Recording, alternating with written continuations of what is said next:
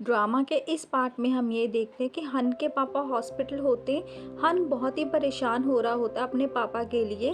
उसको अपनी गलती भी महसूस होने लग जाती है। मॉम फिर आकर के हन को हौसला देती है। एक्चुअली में मॉम बहुत स्ट्रॉन्ग होती है। फिर एक एम्प्लॉय ऑफिस से हन की मॉम और हन के पास आती है और ये कहती है कि कंपनी डूबने की कगार पे है और कंपनी पे कर्ज होने की वजह से अब कंपनी को संभालना बहुत ज़रूरी है, क्योंकि अब हन के पापा तो हॉस्पिटलाइज है ना, इसी वजह से किसी को तो कंपनी संभालनी पड़नी थी। तो मॉम तो संभाल नहीं सकती थी, क्योंकि मॉम तो एक शुरू से हाउसवाइफ है। तो हन को ही जाना था ना फिर कंपनी को संभालने के लिए। उधर शिया हन के पापा को मिलने के लिए हॉस्पिटल आ जाती है।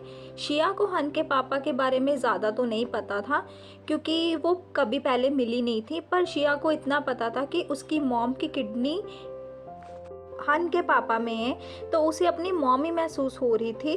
तो मॉम आकर के शिया को समझाती है। शिया भी फिर मॉम को गले लगाकर बहुत रोती है। नेक्स्ट सीन में हम ये देखते हैं कि मानकुई और मोशिन चाहे कितने भी एक दूसरे के साथ इकट्ठी हो, पर है तो एक दूसरे के राइवल्स ही ना। मानकुई को ये विश्वास होता है कि चाहे जो भी हो जाए आखिर में हन आएगा तो उसके पास ही।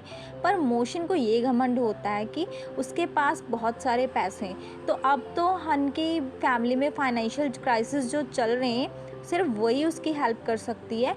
पर जब मानकुई उसे बोलती है कि चलो ठीक है फिर तुम अकेले ही लड़ लो, फिर मोशिन को थोड़ा सा होने लगता है, क्योंकि शिया को रास्ते से हटाने के लिए उसे मानकुई की ज़रूरत तो पड़नी ही थी ना। उधर हन बेचारे को तो बिज़नेस का बी भी नहीं आता था, पर फिर भी वो बिज़नेस मीटिंग अटेंड करता है। पर शेयर होल्डर उसे छोटी उम्र का समझकर उसे ज़्यादा उसके लिए कॉम्प्लिकेटेड कर देते ये सारा कुछ। हन के लिए भी ये सब सहना मुश्किल हो जाता है, क्योंकि कभी उसने बिज़नेस करा नहीं, तो एकदम से बिज़नेस में पढ़ना उसके लिए मुश्किल था। थक हार के हन जब सोफ़े पर बैठ जाता है तो उसको कॉल आती है उसकी मॉम की। हन की मॉम उसे ये कहती है कि उसने सबको छुट्टी पर भेज दिया है और वो भी कुछ दिनों के लिए उसके पापा के साथ हॉस्पिटल में रहेगी, तो वो अपना ध्यान रखे तब तक।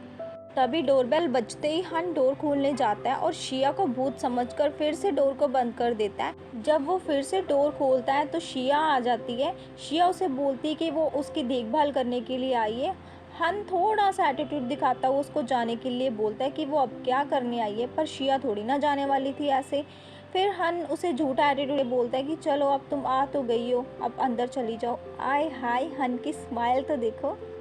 जैसे ही शिया घर के अंदर आती है तो हन उस बिल्ली को फटाफट से छुपा देता है, ताकि शिया को पता ना चल जाए कि उसका वेलविशर वही है और बोर्ड पर वही लिखता है। इसके बाद हन शिया को आवाज़ लगाकर उसके पास आने के लिए बोलता है। शिया भी उसके पास आकर बैठ जाती है। फिर धीरे से हन शिया को उसके पास आने के लिए भी बोलता है। शिया थोड़ा सा पास आ जाती है। इतने में हन का मन नहीं भरता तो वो खुद ही शिया के पास चला आता है। पास आकर फिर वो शिया के गालों को पकड़ता है और बोलता है कि अब से हम नहीं लड़ेंगे, अब से हम बहुत खुश खुश रहेंगे। शिया को भी कोई दिक्कत नहीं हो रही होती।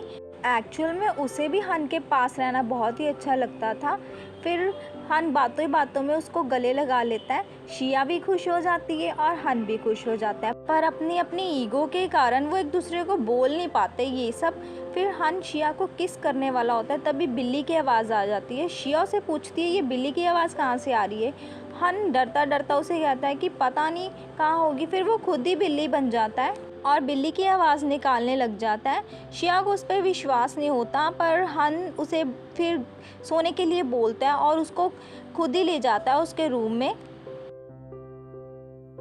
नेक्स्ट डे शिया हन के लिए ब्रेकफास्ट बना रही होती है। जब वो हन के लिए ब्रेकफास्ट टेबल पर लेके जाती है तो खाने को देखकर ही हन का मन भर जाता है, क्योंकि वो खाना सड़ा हुआ था। तो हन जाने लगता है, पर शिया के होते हुए हन की इतनी हिम्मत कि वो खाना छोड़कर जाए, वो भी शिया का बना हुआ। फिर वो बेचारा बड़ी मुश्किल से हिम्मत करता है उस खाने को खाने की। तो वो ये चाहता था कि शिया भी इस खाने को खाए। जब वो शिया के मुंह में एक बाइट डालता है तो शिया तो प्लेट में ही सारा फेंक देती है अपना बना हुआ खाना देखकर। वो हंस भी रही होती है कि उसने इतना गंदा खाना बनाया। हन तो वहाँ से भाग ही जाता है। पूरे स्कूल में ये बात फैल जाती है कि कर्ज बहुत ज़्यादा होने की वजह से हन की कंपनी डूबने वाली है। तब बच्चों का एटीट्यूड हन को लेकर थोड़ा सा चेंज हो जाता है। तभी वहाँ से मिंग गुजर रही होती है और हन को इग्नोर करती जा रही होती है, क्योंकि हन ने बहुत कुछ सुनाया था मिंग को मानकुई को लेकर। तो हन फिर खुद ही मिंग को बुला लेता है और उसको सॉरी फील करता है। मिंग भी फटाफट से मान जाती है। फिर शिया उन दोनों को वहाँ से ले जाती है। मोशिन वहाँ पर खड़ी हुई देखकर इन तीनों को जल रही होती है। अगली सीन में हम ये देखते हैं कि मोशिन हन के पास जाती है हन को बहलाने फुसलाने के लिए। उसका मन नहीं भरता, फिर वो हन के पास आकर ही बैठ जाती है और हन को पकड़ कर बैठ जाती है। मानकुई भी उनकी बातें चुप चुप के सुन रही होती है।